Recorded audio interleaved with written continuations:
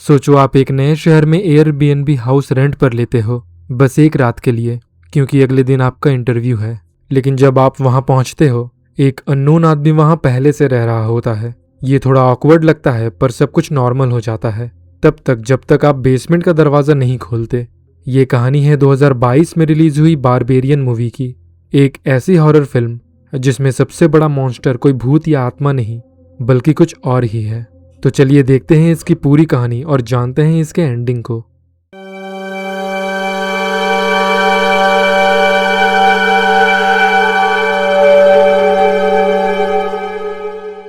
Movie की शुरुआत होती है टेस मार्शल से, जो रात को एक एयरबीएनबी हाउस में आती है।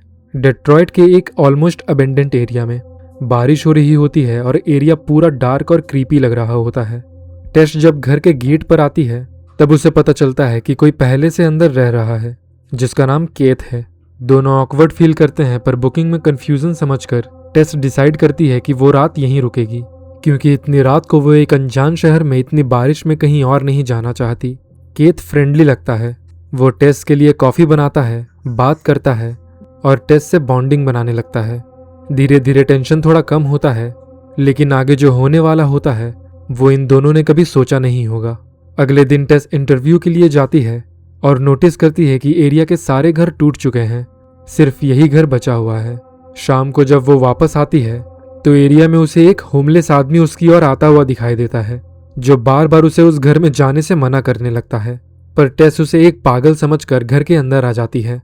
टॉयलेट पेपर ढूंढने के लिए वो बेसमेंट में जाती है, पर उसका दरवाजा लूज होने के कारण वो अपने आप ही बंद हो जाता है और टेस वहीं नीचे लॉक हो जाती है। टेस को वहां एक सीक्रेट दरवाजा मिलता है, जिसके अंदर एक टनल होता है, जहां पर एक रूम है जिसके अंदर एक बेड, एक कैमरा और दीवार पर एक खून लगे हाथ का निशान भी होता है। केथ के वापस आने पर वो उसे सारी बात बताती है, तो वो नीचे बेसमेंट में देखने चला जाता है, पर वापस लौटकर नहीं आता। टेस को केथ की चिंता होने लगती है, तो ना चाहते हुए भी वो नीचे जाती है, जहां केथ उसे टनल के और अंदर मिलता है और वो बहुत घबराया हुआ था कि किसी ने उसे काटा। और इससे पहले कि वो दोनों बाहर निकल पाते, अचानक पीछे से एक बड़ी सी नेकेड क्रिएचर आती है और केथ का सर दीवार पर पीट कर उसे मार डालती है।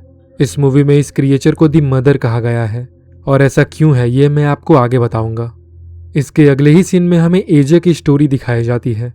एजे एक हॉलीवुड एक्टर है, पर उस पर सेक्सुअल असॉल्ट का केस चल रहा होता है, तो इस केस को लड़ने के लिए उसे पैसों की जरूरत होती है, इसलिए वो अपनी प्रॉपर्टी चेक करने आ जाता है। और ये वही घर है जहां केथ और टेस रुके हुए हैं। एजे को याद भी नहीं होता कि उसने ये प्रॉपर्टी एयरबीएनबी में लिस्ट की हुई है, इसलिए वो टेस के बैग्स देखकर इस एरिया के प्रॉपर्टी मैनेजमेंट से बात करता है, पर वो उसे ठीक से जवाब नहीं देते और फोन कट कर देते हैं। एजे पूरा एक दिन इसी घर में रुकता है और अगले दिन उसे बेसमेंट से आवाजें आने लगती है। एजे को लगता है कि कोई इनलीगली उसके घर में रह रहा है, इसलिए वो चेक करने के लिए बेसमेंट में आ जाता है और देखता है कि बेसमेंट के नीचे एक बहुत बड़ा टनल बना हुआ है, जहां वो देखता है कि एक कैमरे वाले कमरे के अलावा भी एक और कमरा है, जहां बहुत गंदे कपड़े पड़े हुए हैं और टीवी पर ब्रेस्ट फीडिंग का शो चल रहा होता है। अब इससे पहले कि एजे बाहर निकल पाता, मदर उस पर भी हमला कर देती है और उसे टेस के साथ पिंजरे में डाल देती है। अब इसके ठीक बाद ही हमें इसके फ्लैशबैक में इसी घर के सालों पहले की कहानी दिखाई जाती है। तब यहाँ एक आदमी फ्रैंक रहा करता था।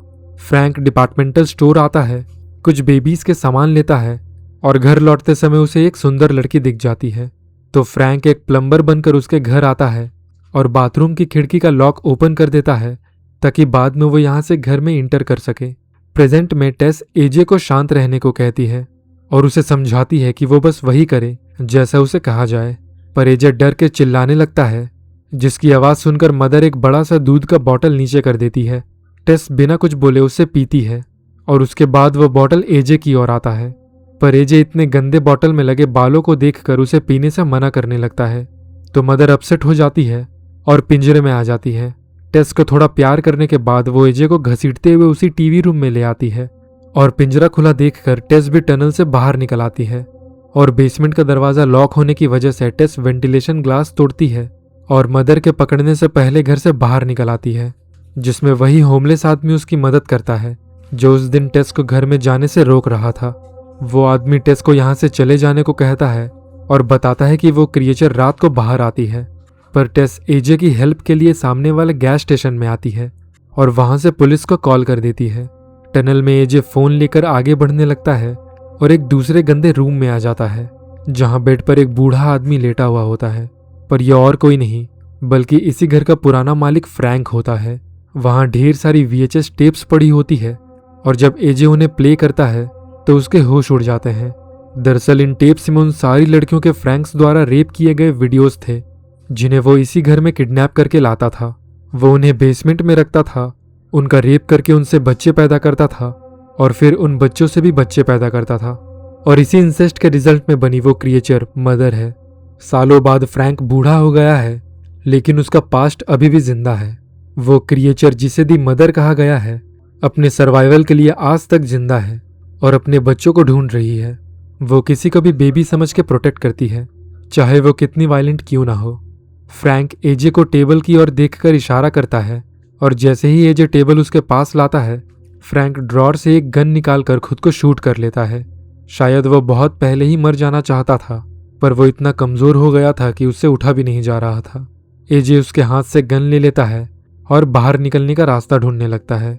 इसी दौरान टेस पुलिस के आने पर उन्हें पूरी घटना एक्सप्लेन करती है और अपने घर पर भी ले आती है, पर वो उसे बस एक ड्रग एडिक्ट समझकर वहां से चले जाते हैं। तो टेस खुद ही घर के विंडोज तोड़कर अंदर आती है और कार की चाबी निकाल लेती है। उसके कार ऑन करते ही मदर दरवाजा तोड़कर उसकी ओर आने लगती है, पर टेस उसे कार से कुचल देती है। वो एजे को लेने वापस टनल में आती है, पर अंधेरे में एजे गलती से टेस पर ही गोली चला देता है, जिसके बाद एजे उसे हॉस्पिटल ले जाने के लिए बाहर ले आता है, जहां टेस देखती है कि मदर कार के सामने नहीं है। ये सुनकर एजे बहुत ज्यादा डर जाता है, पर टेस कहती है कि एक आदमी है जिसने उसे बताया था कि वो यहाँ पास के ही वाटर टावर के नीचे रहता है। तो वो दोनों उसके पास चले जाते हैं और वो आदमी उन्हें आज रात यहीं रुकने की सलाह देता है और कहता है कि ये सबसे सेफ जगह है। पर मदर उसके तुरंत बाद ही वहां आ जाती है और उस आदमी का हाथ उखाड़कर उसके ही हाथ से उसे पीट पीट कर मार डालती है। ये देखकर एजे और टेस वाटर टावर के ऊपर चढ़ जाते हैं, पर मदर वहां भी आ जाती है। हड़बड़ी में एजे के हाथ से गन भी नीचे गिर जाता है और अपनी जान बचाने के लिए वो टेस को नीचे ढकेल देता है, इस उम्मीद में कि मदर उसे बचाने जाएगी और वो भाग निकलेगा। टेस नीचे गिरने लगती है और उसे बचाने के लिए मदर भी उसके पीछे कूद पड़ती है और दोनों नीचे गिर जाते हैं। एजे नीचे आकर देखता है कि टेस अभी भी जिंदा है, तो वो खुद को जस्टिफाई करता है कि उसे ऐसा करना पड़ा, नहीं तो वो उन दोनों को मार डालती। तभी अचानक मदर उठ खड़ी होती है और एजे के सर के 2 टुकड़े कर देती है। वो टेस के पास आती है और एक माँ की तरह उसे प्यार करने लगती है, पर टेस को पता था कि वो पूरी जिंदगी उस टनल में नहीं बिता सकती, इसलिए वो प्रैक्टिकली सोचती है और गन उठाकर मदर को शूट कर देती है। और इसी के साथ ये मूवी यहीं खत्म हो जाती है। ये एंडिंग दिखाता है कि कभी कभी मॉन्स्टर वो नहीं होता जैसा हम सोचते हैं, बल्कि वो होता है जो दूसरों का दर्द नहीं समझ सकता। बारबेरियन सिर्फ एक हॉरर मूवी नहीं, ये सोसाइटी के हिडन हॉरर को सिंबलाइज करती है। एक घर के अंदर छिपे जनरेशंस ऑफ अब्यूज और एक वुमेन का struggle to survive. Barbarian word का मतलब ही होता है एक अनसिविलाइज्ड पर्सन, एक जंगली आदमी जिसका कोई कल्चर नहीं है। आशा करता हूँ कि आपको ये वीडियो पसंद आई होगी। ऐसे ही और भी वीडियोस देखने के लिए सब्सक्राइब कीजिए हॉरर फोबिया को।